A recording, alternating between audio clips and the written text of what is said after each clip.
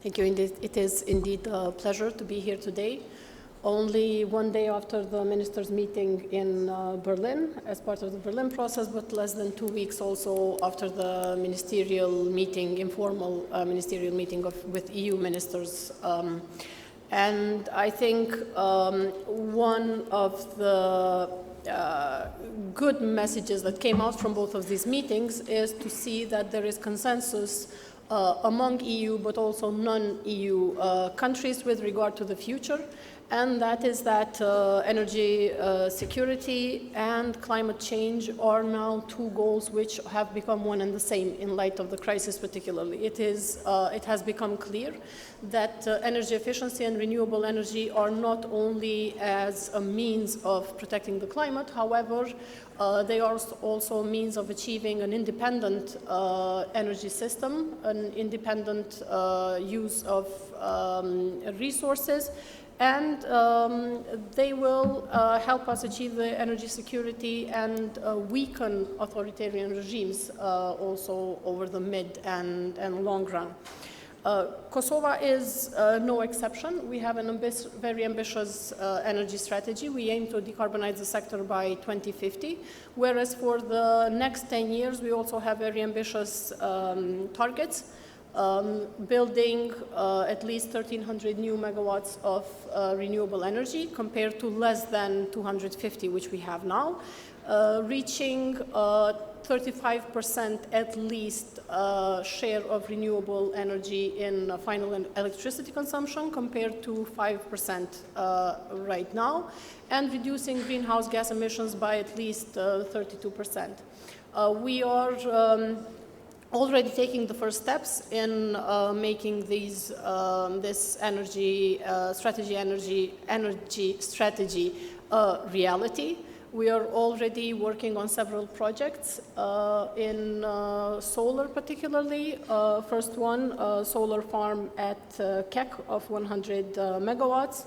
Another one is a very innovative project in solar thermal energy, adding at least 50 new megawatts of thermal energy to Pristina's district heating system, which along with an expansion of Pristina's district heating and cogeneration capacities will mean that Pristina's district heating capacity will double within the next 5 years.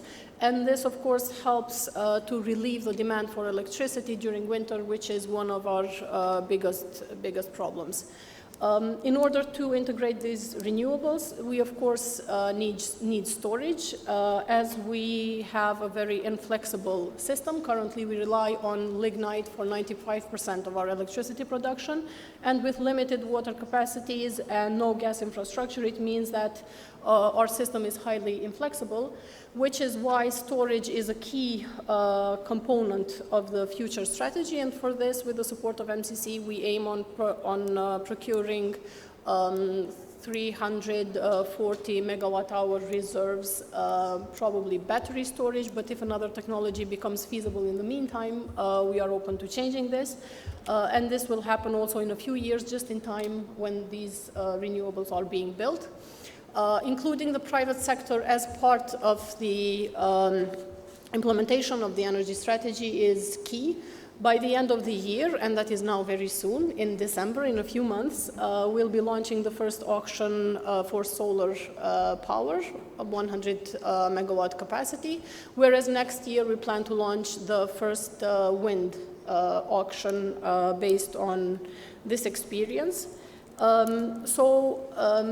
All these make for the start of a new, modern, cleaner energy system. And now, as we are facing an unprecedented crisis, we are also working in parallel in setting the foundation for a new energy system, which makes this a particularly difficult time to actually plan and for the future and fight the crisis. We need to make sure that we are responsive today to address the crisis, but also we need to make sure that the decisions that we make today do not jeopardize our long-term goals of decarbonization.